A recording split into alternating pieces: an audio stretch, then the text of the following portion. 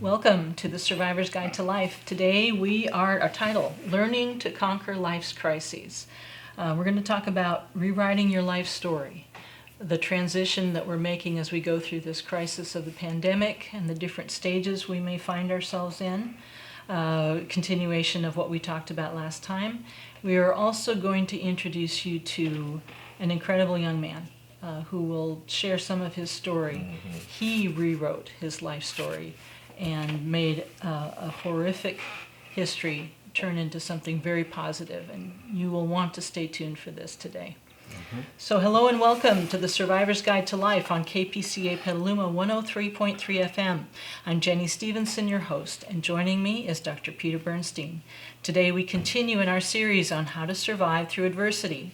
Dr. Bernstein, or Peter, as he likes to be called, is a coach and mentor with almost 50 years of experience helping people survive and grow through trauma, struggles, and hard times, the stuff of real life. The goal of our series is to help you discover what we've experienced, that adversity is more than a trial to endure. It can be an exciting opportunity to learn, grow, and thrive. Yeah. This is a different story today, and a very important one. The other thing that I've been called, I've probably been called a lot of things that I don't know about, but is I've been called Uncle. And we're going to talk about Patrick today. Patrick is a very special guy.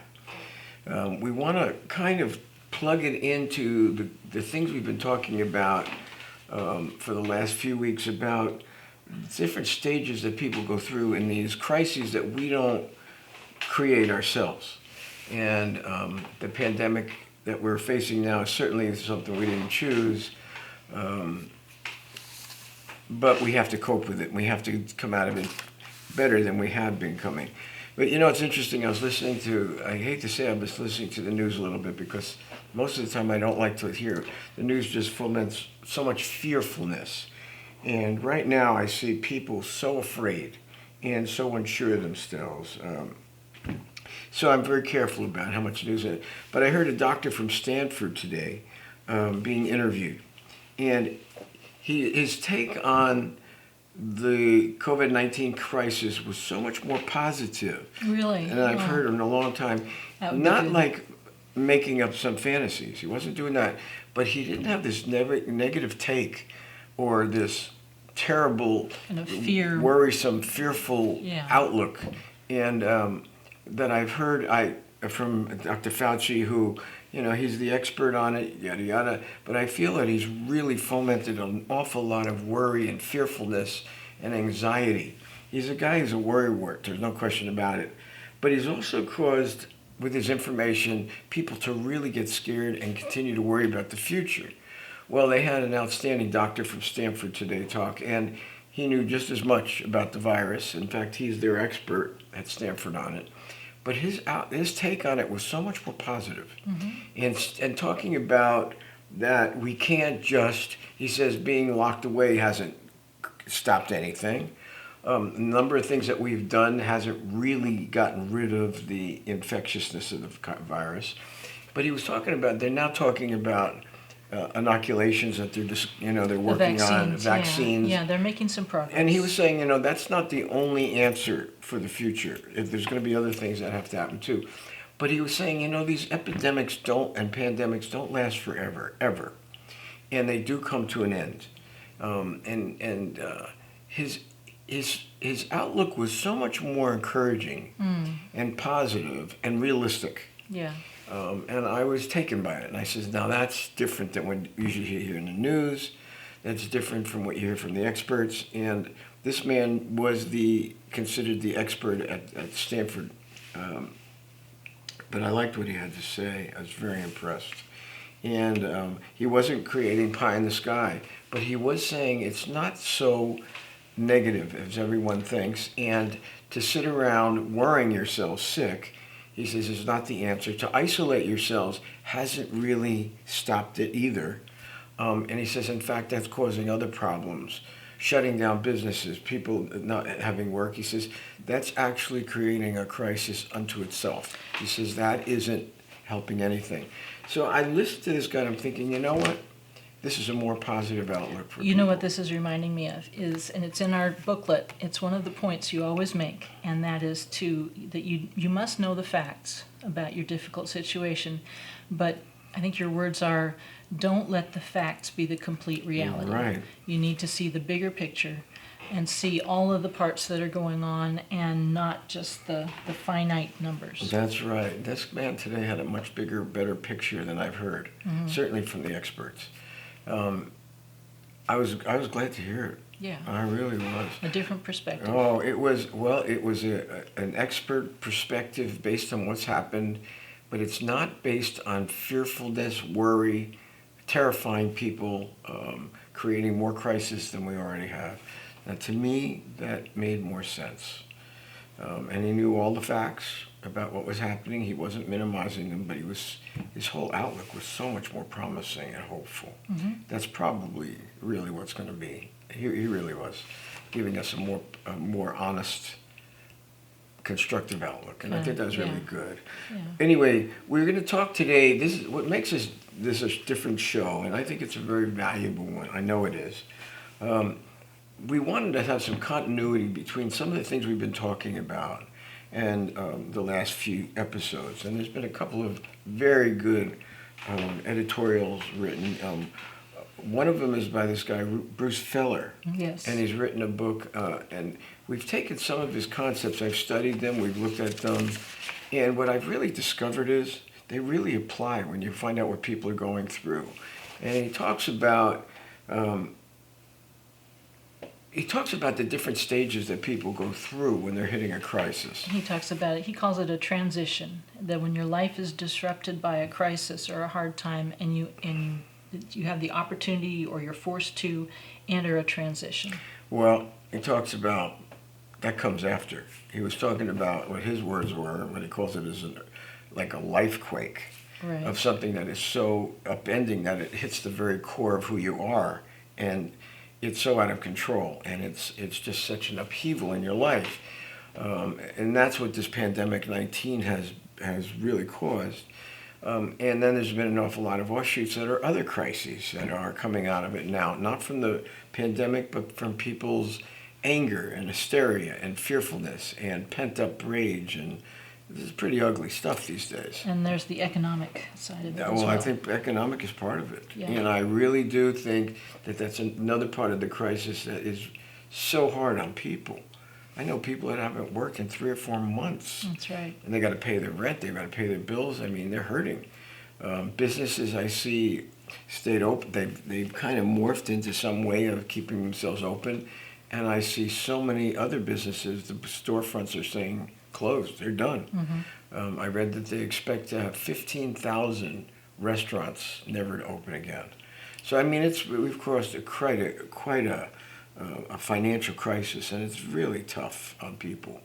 So we look at all of that and say, hey, we didn't ask for any of this, and these are crises that people didn't create, but they were hit with it very hard, and they had no control over what was happening for a while. They still don't in some ways. So I look at all that, and we listen to this guy, Bruce Feller's ways of describing the elements of these crises. Life transition is the part that comes when people need to move out of the impact of these life quake situations and begin to move towards some kind of change and adaptation. And there's stages to that. But the earthquake, the life quake part, really has to do with we have no control. No. None. And I've alluded to many times, I spoke about Viktor Frankl, who was in the Holocaust, and they had no control. The Jews had no control over being exterminated and and he was in a concentration camp for 4 years. He lost most of his family. He didn't lose them, they were murdered. And yet, when he came out of it, he had come out with an attitude and a philosophy and an approach toward life. You think he was a psychiatrist, turned out to be more than that. But he said we can't always choose these situations and these life quakes in life. He didn't use that word, but he says we can choose how we respond. How we respond. And he was right. And here was a man who went through hell and back, and yet he was able to write books about how to come out of it more resilient and stronger and a better person because of going through all of that. So he didn't come out embittered and angry. I've known families, I grew up with them, who came out of the Holocaust so bitter and hateful. I remember that. And Viktor Frankl didn't have quite that attitude at all, and yet he went through the same things they did. So I love that about him. But talking about Bruce Feller's approach toward it and seeing the different stages that people go through, they were very meaningful. And it's very helpful to kind of break it down into some of the parts that people go through. And his point too was that it isn't linear. People, it can struggle with one part and then do well in another part and then find that they have to go back. It was a helpful picture of what takes part during this time. Well, yes, and as you're talking, and one of the things that came to mind that being a psychologist for many, many years, I don't see myself just as a psychologist anymore. But when the basic psychology of the last 100 years is these very linear progression of how life's supposed to go and what the norm looks like as you progress. And I know after almost 50 years, that's not the kind of thing I saw.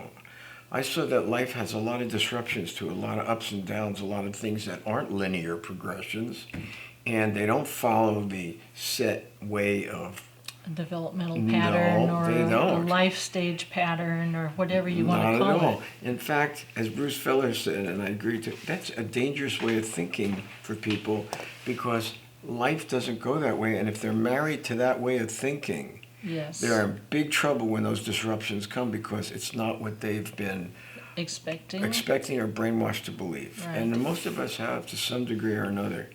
But what I was really interested in is that life moves, and he talks also about how fast life moves now, and the changes that come so fast and hard-hitting, and so are erratic. They're not like stable, linear progressions at all.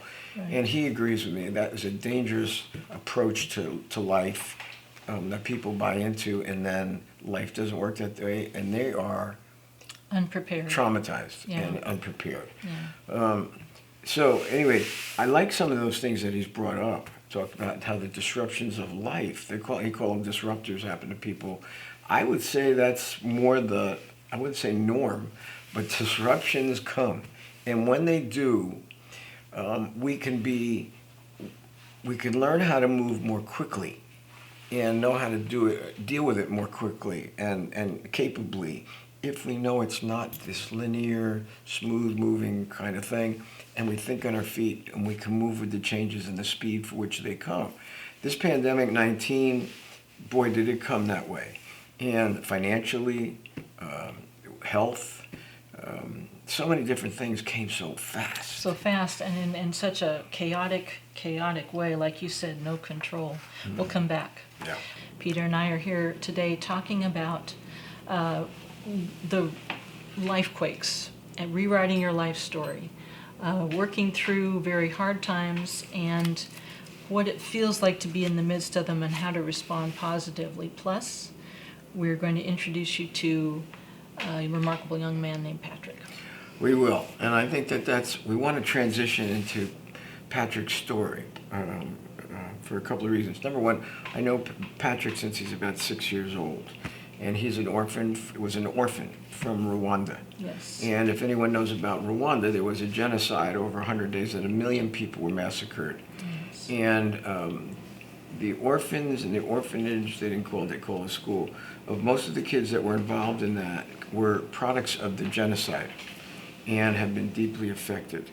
Over a number of years, they would come in these performance troops.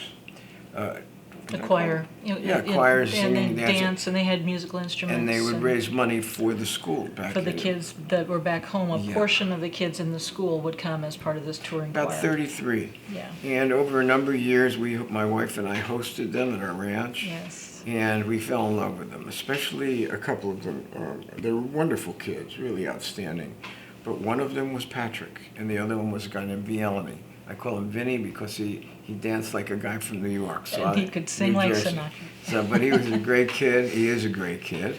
I just got a little note today that he sent me a text today. I got to take a look at it. Yeah. But Patrick is special, and he's been involved with off and on with me since he's 6 years old. He's now, what, 20 or 21? About that. A lot of those kids are still in touch with me regularly. And I can't even remember all of them. When I look at them, I don't even know who they are now. They're grown. They've grown so much. They've grown so much. Yeah. But Patrick and Vianney are a different story. Yeah. Anyway, one of the things is the kind of traumas they have been through, the upheavals, the life quakes they have been through are hard to even fathom. Yeah. The terror, the vile killing and murder and horrible stories. And these kids were the survivors. Yeah. And they are amazing kids. They really are. Patrick lately has been involved with us in our nonprofit. He's also a very fine producer. He has his own show. Music, singing. Music, writing, directing, producing. It's really good. Very talented. Anyway, we now have him as one of, he works for us now. He's our Rwanda. Social media. Yep. And he's doing a great job with our producer, Steve Rustad. And I could definitely see changes in our work because of Patrick's involvement. I can see it already. Yes. And it's much more tuned in than we were before. But he's young. And these young people have an understanding of social media that none of us can quite get. And Patrick's got it in tenfold. But anyway, one of the things about Patrick, I knew him for years. He was one of the orphans that would never talk about his past, never talk about anything that happened. He was a very self-sustaining young kid. He was very independent and extremely talented, no question about that. But there was something about him that he wasn't as open and vulnerable as the other kids. There's no question about it. And I didn't probe because most of the stories were so atrocious. There was so much atrocity. I didn't want to traumatize them just by probing. No. So I didn't. But most of them over the years volunteered to tell me their stories, and they were just filled with atrocities. Hard for us to fathom. Yeah. Patrick never said a word about his past, and he was the one that was closest to us for years. Well, he's grown up. We did watch him, though. I'll just add that we did watch him care very much for the other kids around him. He had an ability to put his own needs aside for the sake of his brothers and sister orphans. I can't tell you how many times I'd watch him help kids that were less fortunate. They came from countries like Burundi Yeah. that we hosted also, and they were way behind the Rwandans. Yes. And Patrick knew exactly how to teach them, how to work with them, how to help them come up. And I just would watch that. I saw Patrick many times sometimes you'd think he was pretty self-centered and selfish, but when it came down to it, he would put himself aside for those kids that he cared about, and that came first. He's remarkable, really a remarkable guy. I was crazy about it. I still am. He needs a haircut, but Patrick, don't get mad at me. I think he looks good. Yeah, he looks very sharp. He's up to date. He's a sharp-looking guy. Yeah. Anyway, if he ever comes here, we'll talk about it. He calls me uncle, and and my wife auntie, but most of the kids would call us uncle and auntie, and that was a term of endearment. Yes. They also And looked respect. and respect, and they also looked at us as a surrogate mom and dad. And then sometimes they call me that, and it would take me back a little bit, but I realized how empty, and there was such a longing and a need inside of them. Yes. And I respected that and honored that and loved them for it. But we've been talking about crisis. We've been talking about people going through very difficult times.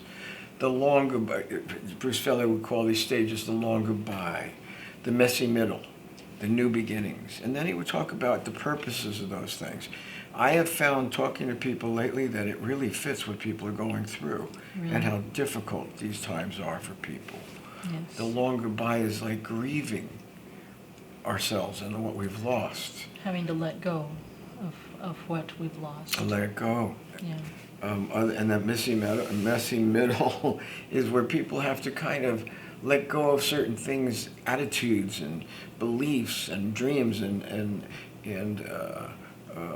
delusions of control, and have to begin to let go of all of that. Let go of that, and then they have to start to try something new. Mm-hmm. That's the mess part in some Well, ways. that's the hopeful part. And I've seen people in the messy middle lately, and I could tell them that's what they're going through. And I didn't mean it clinically, but I also told them about the new beginnings. And that gave them a hope, because they're in the middle of the struggles. Mm-hmm. And I felt that this is a pretty generic way of talking to people. They can understand that. It's a good analogy that people can kind of hang on to. Yes, I feel that way. That's a good description of what it's like. And I think that's good. Yeah. It's non-clinical. It's more generic, and people can relate to it. Yeah. But he also talks about that the story's not over there. It's that we get to rewrite chapters of our lives through this, and incorporate those life stories into our life in a new way, and it makes us who we are. And I love the way this guy Bruce Feller talked about that, because I know it's true. I've been through it before. And no matter how difficult these things are, it gives us a chance to see ourselves differently. We've made it through. It's helped us become more of who we are. And in some ways, no matter how hard it was, you can come out. He talks about being the hero of our own stories. Mm-hmm. And I love that. And in some ways, when we rewrite, when that story of our life is rewritten, and these chapters that are so horrendous and difficult are incorporated into our life, there is good that comes out of it. I've always said that. And he says we need to see things that way and realize it's not hopeless at all. Mm-hmm. He also talked about something else. He says out of it, there's something that happens. It's a very healing time. And it heals. What gets healed is turning our anxieties, our fears, all of this damage into something new and better and hopeful, and turning us toward new growth, new purpose and meaning. I love all of that. And I thought Bruce Feller said that part better than anything else. Very clearly. Yeah. Well, the story of Patrick is one of those stories that he has incorporated some very difficult chapters of life into something so meaningful and purposeful for who he is today and who he's becoming even more all the time. Mm-hmm. And I love it. And when you see it on one of our segments, we're going to play Patrick's audio and video. Right. And we asked him to do this for us. I've never seen Patrick so open. Yeah, let me set that up a little bit, because when he joined us, it was not purely that we wanted someone to do social media for us. We could see that he would be good at that, but like everyone else involved in what we do, it's not just our skills, it's also who we are. Mm-hmm. And what we bring in our own life experience, that we're beyond, kind of out of the ordinary, outside the box type people who have gone through very difficult things and grown from them. And you saw that, you've seen that happen for him. Well, you talked about the extraordinary. We live an extraordinary kind of reality. Right. And we've talked about in many episodes, caregivers, paramedics, people on the front lines, ourselves. It's not the reality that most people would go after. No. And, but it is the life we live. And it's a very growth-producing life that involves an awful lot of pain. Mm-hmm. And struggle. Ours gets brought out, but all the people we help we're dealing with trauma recovery.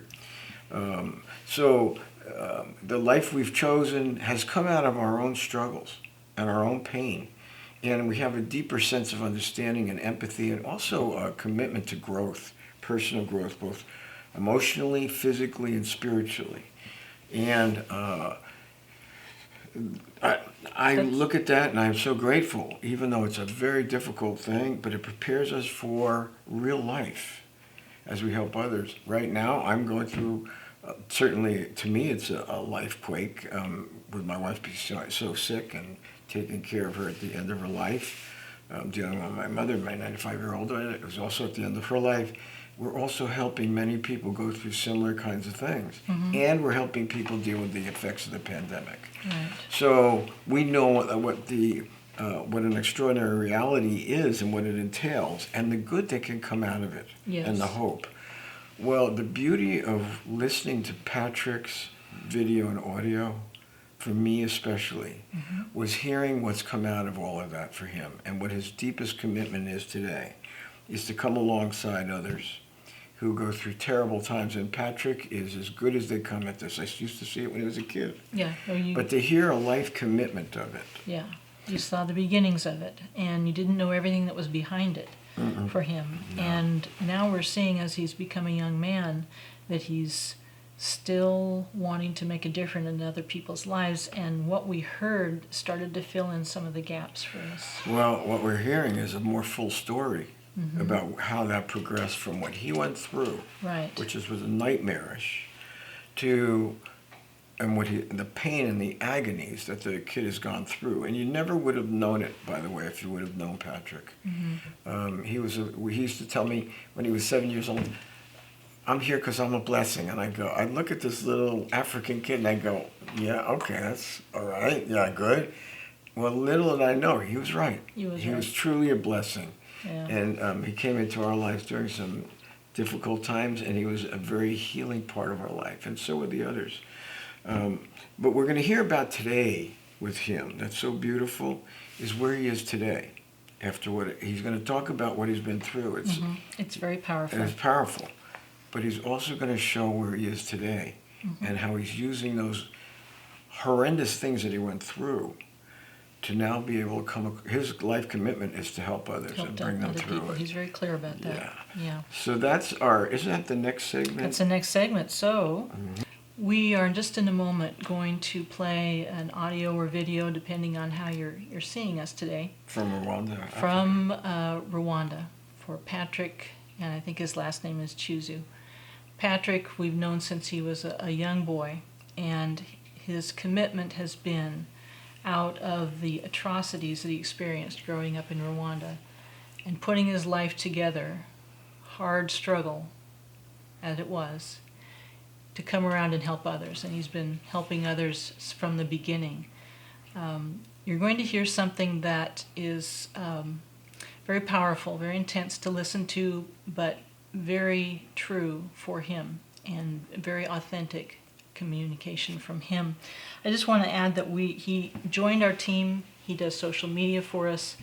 We asked him to do this because we wanted him to have the opportunity to speak up and help farther beyond where he lives, but also because we want you to have a chance to hear and understand what this extraordinary reality, what we do, what is possible if you're willing to have courage and strength and take hold of the opportunities that adversity brings. Yeah, it's an inspiration for sure. He's very inspiring. Inspiring, and also he was surrounded by other kids that had even worse atrocities by far. Even worse. So but this is moving. I think it's inspiring, and it really fits for today and what we're going through. And after you hear the story, you go, geez, it's tough, but we may be having a tough time, but listen to this kid. Listen to this. Yeah. All right. So anyway, we're looking forward to playing that for you. Yes. Hello, my name is Patrick Cyuzuzo from Rwanda, and I'm glad to share you my story today. I grew up in a family with my mom, and then throughout that experience I spent some short time with my mom, which was quite a good time with her. I never knew my dad. I wish I could have known him, but I never did. I never got the chance, not even his photo. That was the whole beginning of the story.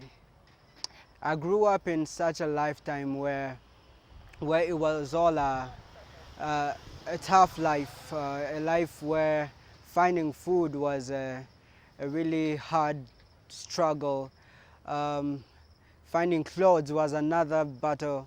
Everything was hard at the time because my mom used to wake up every morning early at 6, go for digging, for, dig for some little money at least for the day. I used to wake up with her and just go and take out that experience with her. Early morning, sleep in the garden, wake up, she's still digging until 6 p.m. We go back home, and that was the whole routine of every day. I never thought there would be a day for a change in my life because it was something I couldn't think of because that was the life I was used to. Um, Growing up with my mom was something I really loved, at least because she cared for me. But it wasn't until one morning she woke up very early morning, and then she's like, you know what, I'm going and I'll be back. It was so early in the morning, I was still asleep, so she left. And then when I woke up, my uncle, my aunties, they were all knocking at the door like, we're coming to take you. I remember it was this good Saturday. It was a good day. It was a good day. I was actually so happy because um, I, I had to, it was a day that I had a program to go and have fun with my friends. And then I was 5 years old at that time. But simply my whole day was messed up because she had left and I had no more time to, I didn't even know where she has gone to. And then they told me she has left to go to another country. This was another time where it did have a big impact in me because it was a beginning of another life journey, living with people who are not your parents, trying to move on with this hard life where you have to wake up in the morning, go to fetch water down the hills, come up again with with all this stuff and water, carrying out jerry cans so heavy. On Wednesday, go to find firewood. I mean, it was hard. Well, I believe growing up in this life was something hard for me to it's even today it's a hard thing for me to just take a look back and think about all that experience. Well, let me call it trauma. Let me call it trauma that it was a depressing time. All the time that I spent thinking about where is my mom right now and how is she? Does she even remember my name? Does she even remember that I exist? Always waiting for a motorcycle to park by the house and be like, oh, my mom is coming back. But that's not what I got because I spent more years without seeing her, spent more time. It's hard to stay with people that are actually not your parents because it was a hard experience because all this time they're there sometimes treating you bad, sometimes accusing you and telling you all these words that are not good for you. You are not going to be powerful. You're not going to be somebody amazing. You are not worth it. You are not strong, which makes you have this weak part in your life that it always made me wonder and think about myself. I'm like, am I even gonna make it through? Am I gonna reach to that point where my life is going to be a little bit different?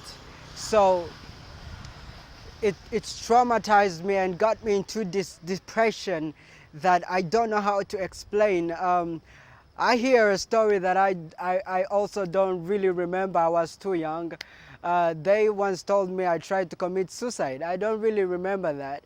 But yes, I do remember that big part of my life being so depressed and having a really hard time to adopt the real me and adopt who I am, because it was hard. It was a really hard journey for me to adapt to my mind. But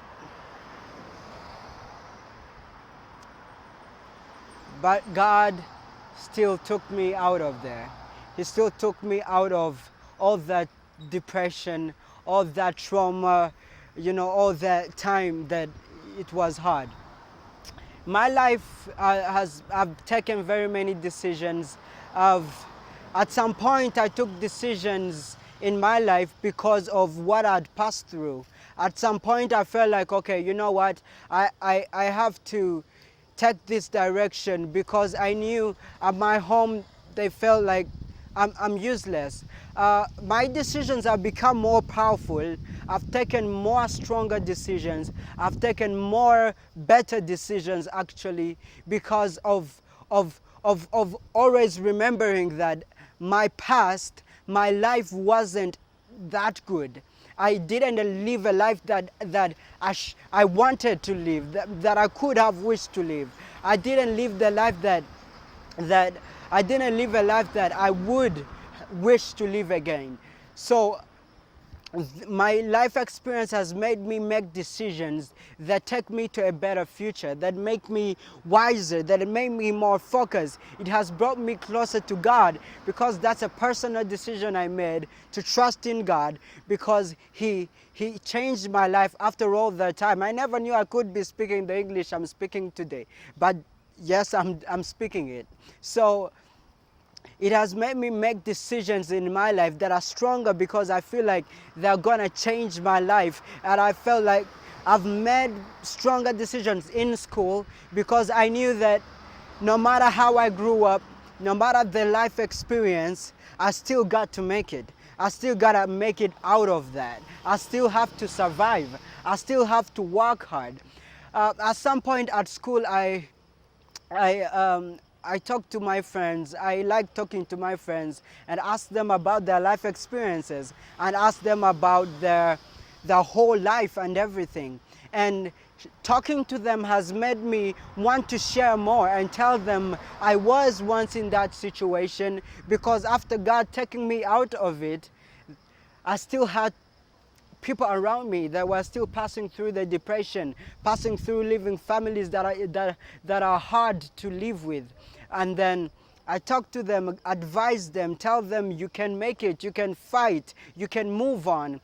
And today, as I'm out of high school, my passion today is to fight hard and make sure I can make more lives different. I can make more lives and more kids get out of this state that I was in, this life of depression where I never knew that I could make, that I never knew that I could make through out of it. So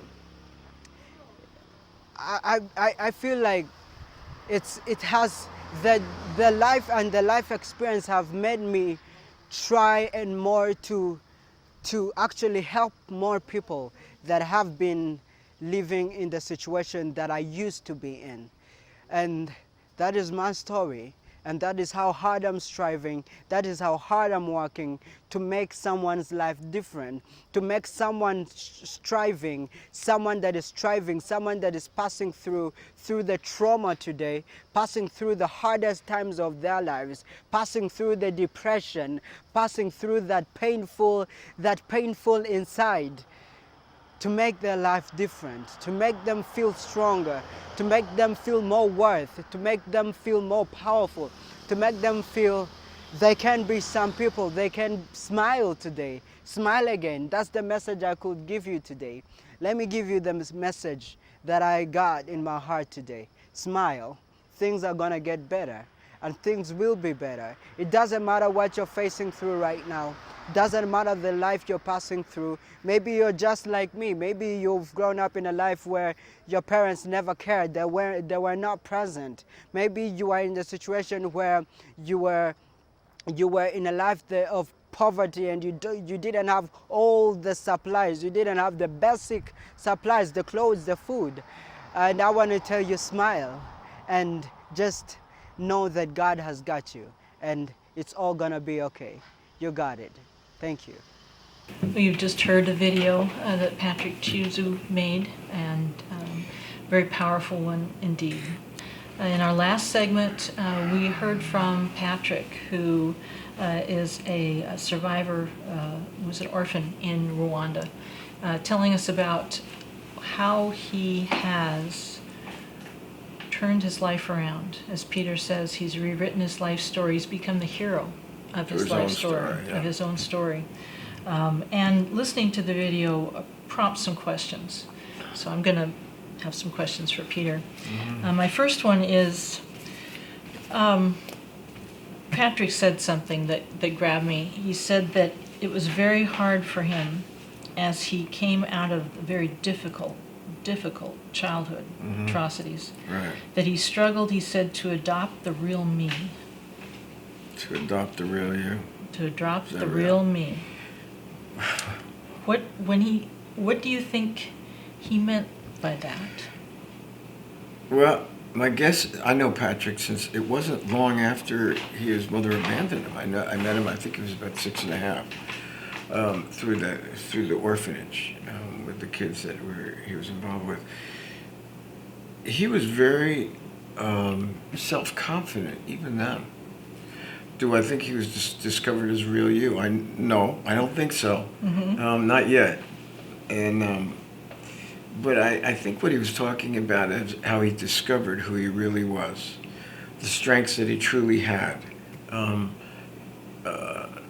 When I listen to Patrick today, one of the things that I hear is, and I could see it when he was a kid, the kids that surrounded him had worse atrocities, and I heard their stories. It was brutally evil, and they were more open with me than he was. But I saw him take care of them. He had a heart for them, and he was young.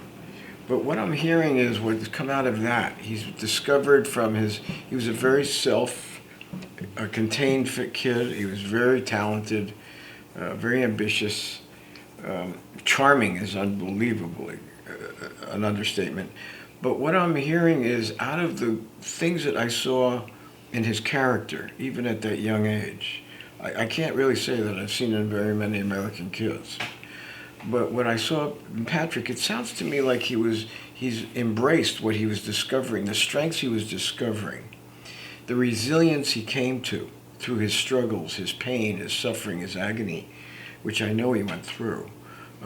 What I'm seeing is he's now talking about the chapter, what he went through, and what he's come to now. Now he's a young man. What is Patrick? 20, 21. I think that he's on the track that he wants. Number one, he's in social media. He's really good at it.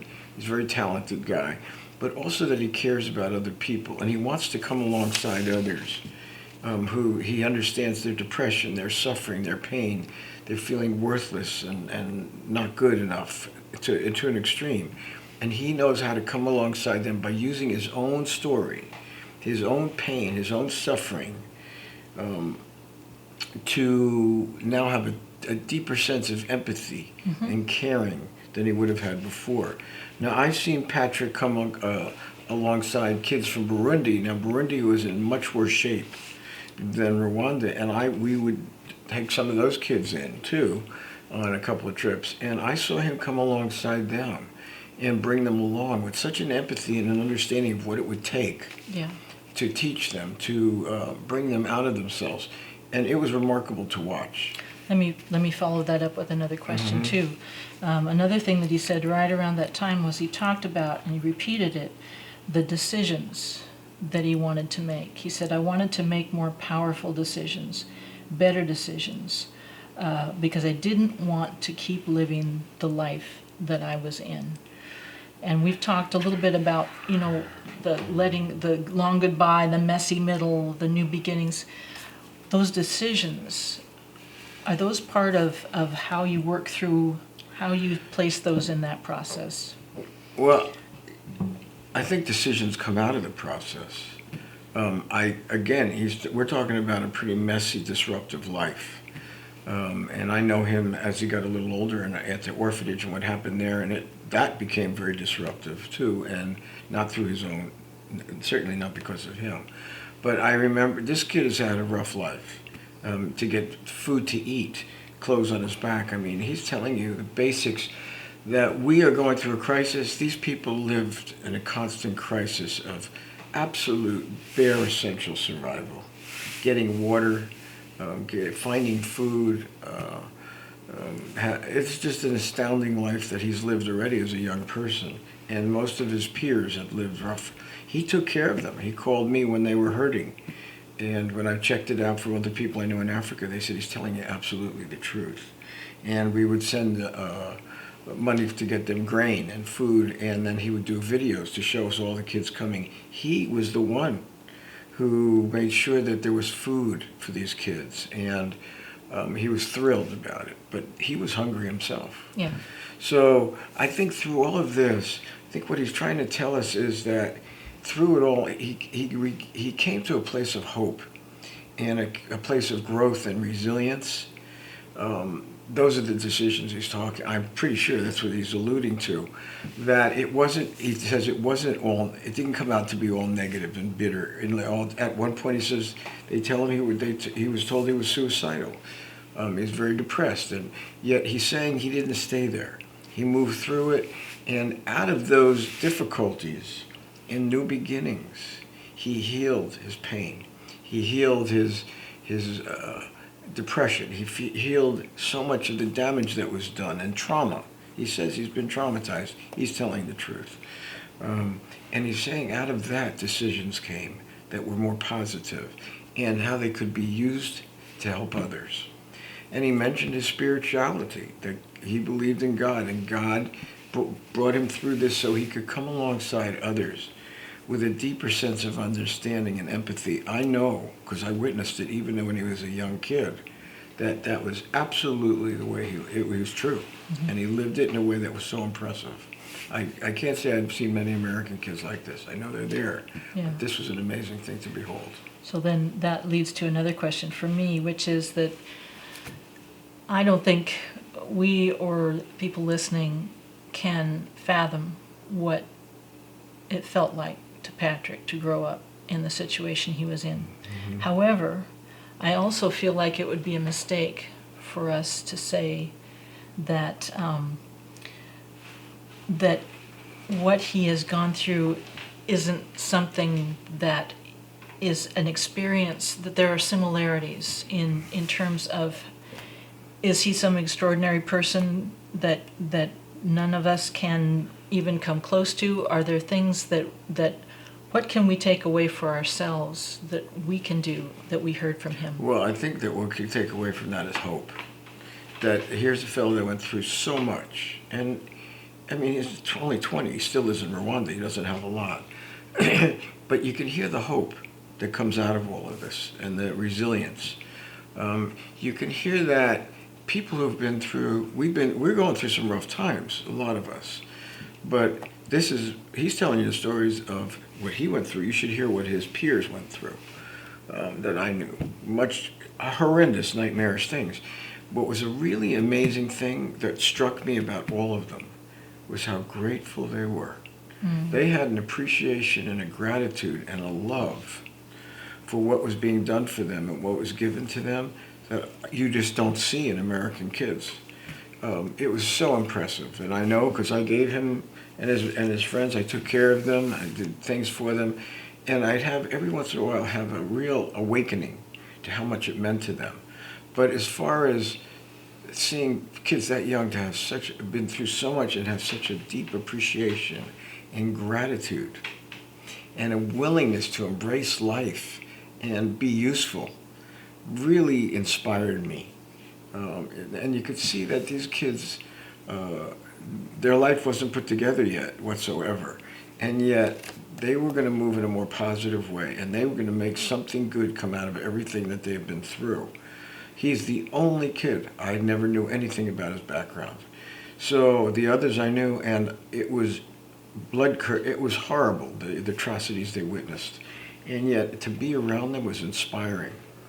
And they were so lovely and good and willing to help and to give and to care. when my wife was sick and we didn't know it, these kids picked it up. They did. And they came alongside her They in the were most helping loving, in the kitchen. natural, helpful way. They knew more because of what they've been through than we even realized. And I'll never forget it to this day. They loved Lynn. And they would come alongside her, and they would take some of the normal responsibilities that she was struggling with, and I didn't even understand yet. They knew something was wrong. They would step right in and help her and hold her hand and just comfort her and love her. These kids had a heart because of what they've been through, and an empathy that you rarely see in our culture. But today, he's telling us something that we could look forward to because of what we're going through. Yes. A lot of good can come out of it if we open ourselves up to that possibility. Because of the pandemic, because of the crisis, because of the economy and the uproar, the unrest, we can come to more hope, more gratitude, and more compassion for each other. And it's not just based on material things and salaries and pensions. It's based on something that's not tangible. Yeah. And these kids, as little as they have, embrace the non-tangible so much. It was so touching to be around them. You just couldn't help but love them. Yeah. And I'm so glad that Patrick's with us. Yes, part of our team. Working with us. Yes, thank you. So let me start. Steve is giving me the motion. I want to mention again that we have a booklet, The Survivor's Guide to Life, that puts together some of the principles that Peter uses and recommends and shares with everybody about what to keep in mind when times are tough and you want to get through them.